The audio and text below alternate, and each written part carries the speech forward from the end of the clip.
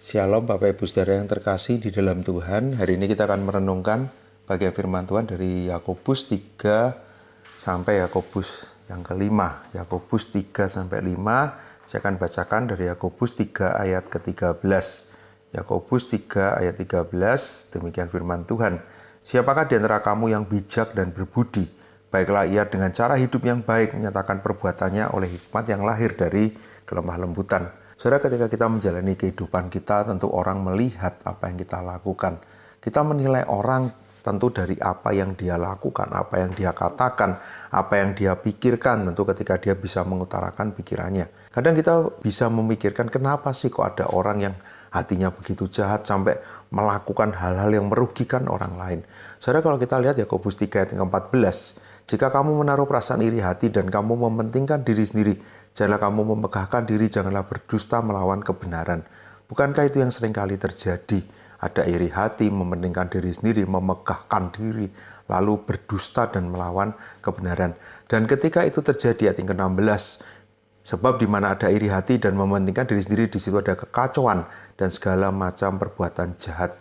Tidak mengherankan ketika kita melihat ada banyak kejahatan yang dilakukan oleh manusia berdosa. Ketika kita melihat berita, ketika kita membaca, mungkin kita boleh melihat ada banyak kejadian yang kadang membuat kita bertanya, kenapa orang bisa melakukan itu? Bagian ini menjawab dan menjadi satu pengingat bagi kita, bagaimana seharusnya hati kita. Tentu kita tidak seharusnya melakukan hal-hal seperti itu. Tetapi mungkin hari ini kita juga masih memiliki rasa iri, kita masih mementingkan diri sendiri, kita masih memegahkan diri, bahkan kita juga masih berdusta. Bukankah itu hal yang menyedihkan?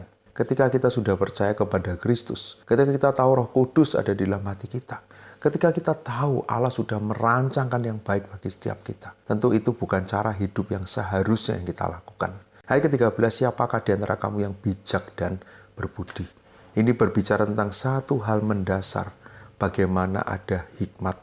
Bagaimana ada hikmat yang membuat manusia, khususnya orang percaya, boleh menjadi bijak dan berbudi. Boleh menjadi orang yang mengerti apa yang menjadi kehendak Tuhan dan melakukan kebenaran itu.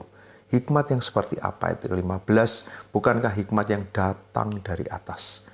Ada banyak orang pikirannya dipengaruhi bukan apa yang datang dari Tuhan, tetapi dari dunia, dari nafsu, bahkan dari setan-setan.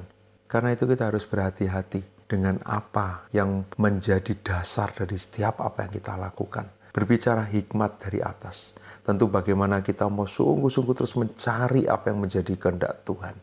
Mau terus belajar firman Tuhan, mau terus diarahkan, mau terus dipimpin, mau membiarkan Roh Kudus yang berkuasa di dalam hati kita dan mengarahkan setiap apa yang kita lakukan. Ketika itu terjadi, tentu hal yang begitu berbeda dengan hikmat yang dari dunia. Bukan iri hati, bukan mementingkan diri sendiri, dan tidak membuat kekacauan. Tetapi akan ada hal-hal baik. Ayat yang ke-17, tetapi hikmat yang dari atas adalah murni, pendamai, peramah, penurut, penuh belas kasihan, dan buah-buah yang baik.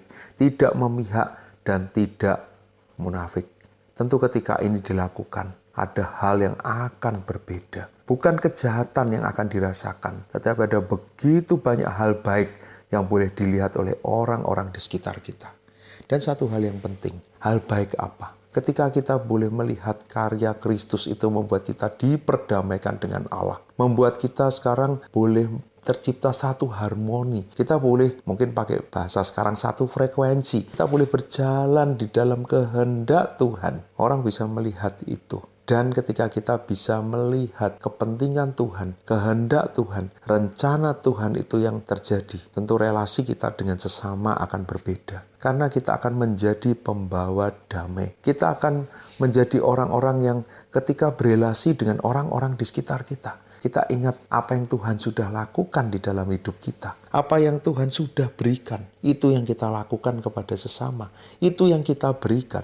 Bukan melihat apa yang sesama kita berikan, tapi apa yang Tuhan mau untuk lakukan, aku akan lakukan. Karena Tuhan sudah melakukan bagian yang terbaik di dalam hidupku. Ketika Tuhan baik, aku akan memberikan kebaikan kepada orang-orang di sekitarku. Supaya apa? Supaya mereka pun boleh diperdamaikan dengan Allah. Supaya mereka pun boleh mengenal Allah. Karena itu, semoga setiap kita boleh memohon hikmat yang dari Tuhan. Roh Kudus yang terus memimpin hidup kita. menguasai hati dan pikiran kita, sehingga kita boleh menjadi orang yang bijak dan berbudi.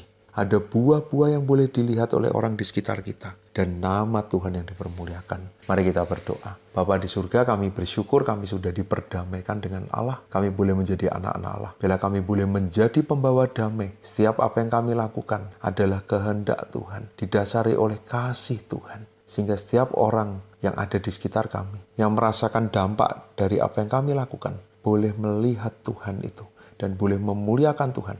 Bahkan mereka juga mau diperdamaikan dengan Allah. Di dalam nama Tuhan Yesus kami berdoa. Amin.